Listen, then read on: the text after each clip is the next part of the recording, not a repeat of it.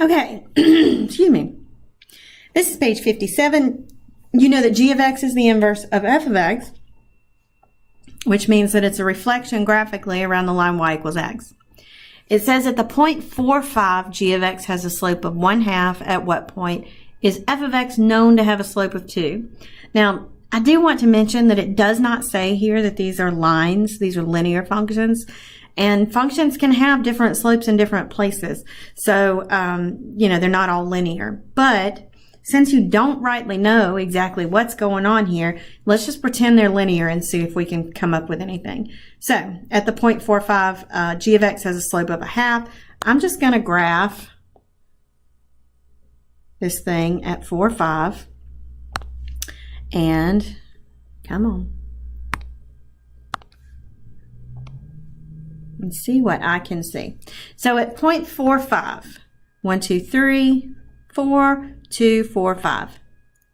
It says that it has a slope of 1/2. So I'm going to pretend that it's a line. Up 1 over 2, up 1 over 2, up 1 over 2. You can also go down 1, back 1 because a negative over a negative is still a positive.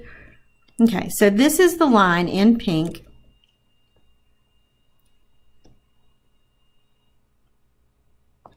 that I'm going to use to represent g of x.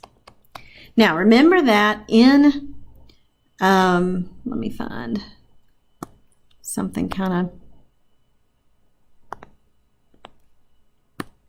okay, for the line, for inverses, let's just say, this line that has 1, 1, 2, 2, 3, 3, 4, 4, and so on, is known as the line of identity. And the line of identity, there it is. Please just pop right back where you're supposed to be. There, okay? If f of x is an inverse of g of x, then it's going to be a reflection about that line, which means if you pick individual points and flip them around the line of identity. So let's just do g of x in green. This line right here, notice it's across there. This will be across that square as well. Okay, this point is a reflection. This point is a reflection. Here's a point that goes across the diagonal of one of the squares. This point goes across 2, and so it's going to be there. So g of x is going to go through these green points if I can get it to. Let's see. Come on. Ah, almost had it. Don't need to be any bigger. Okay. I didn't quite get that right. Let me move him. Nope, I gotta move you a little more. All right, he doesn't want to move. Let's see. I think, close enough. All right.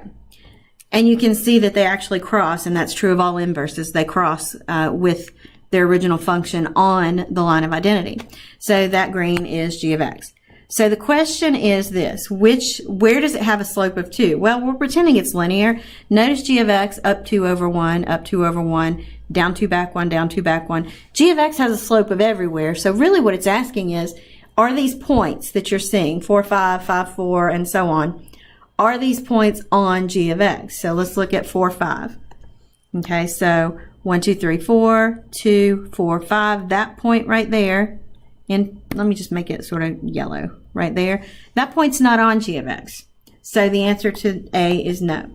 Let me get a different highlighter. There we go.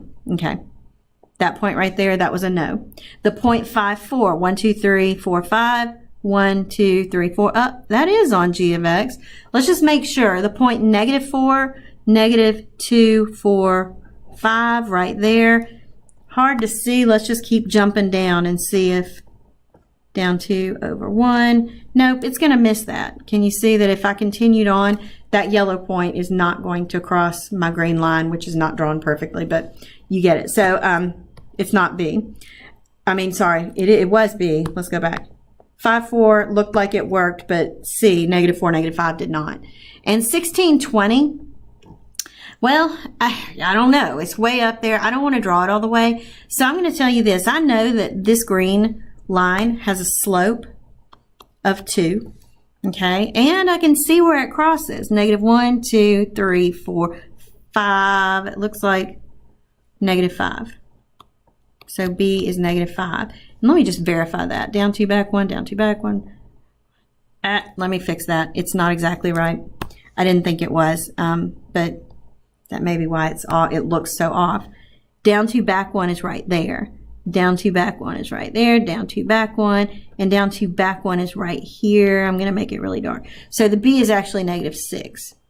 So you've got this equation that you know is y equals 2x minus 6. So the question is 1620 on there? Well, it is if when I plug in 16, I get 20. So let's look at it and see. 2 times 16 minus 6. Y equals, that's 32 minus 6, which is 32 minus 6 is the same as 30 minus 4. And 30 minus 4 is 26. Nope, because that's 1620, but it should be 1626 if it's on the green line. So that last one's a no also, which means B is the answer.